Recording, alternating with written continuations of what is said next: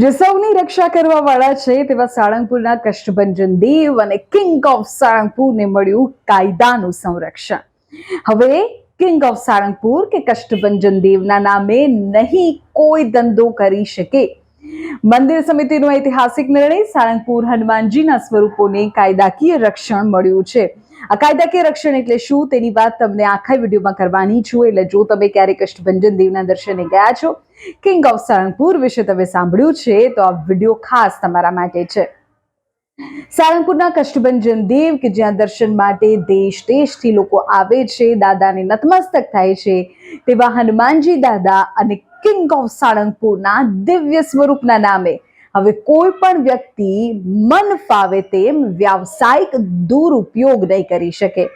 બોટાદના પ્રખ્યાત સાળંગપુર મંદિર કમિટીએ એક મોટો નિર્ણય લીધો છે, ઐતિહાસિક નિર્ણય લીધો છે.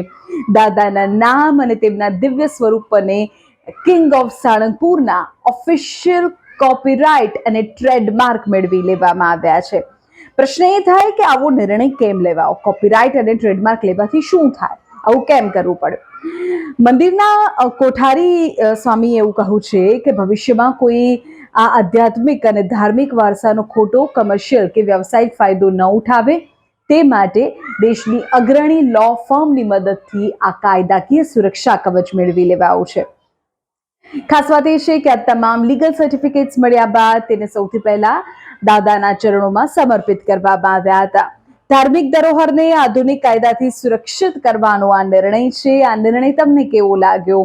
કોપીરાઇટ અને ટ્રેડમાર્ક કે જે હવે દાદાના નામ પર, તેમના દિવ્ય સ્વરૂપો પર લેવામાં આવ્યા છે કે જેથી અન્ય કોઈ તેનો ફાયદો ન ઉઠાવે, વ્યાવસાયિક દુરુપયોગ ન થઈ જાય અને ભવિષ્યમાં આપણી ધાર્મિક ધરોહર સુરક્ષિત રહે, એ આશય સાથે આ કોપીરાઇટ અને ટ્રેડમાર્ક લેવા હોવાનું મંદિરનું કહેવું છે. તો આ નિર્ણય પર તમારું શું કહેવું છે? કમેન્ટ કરો.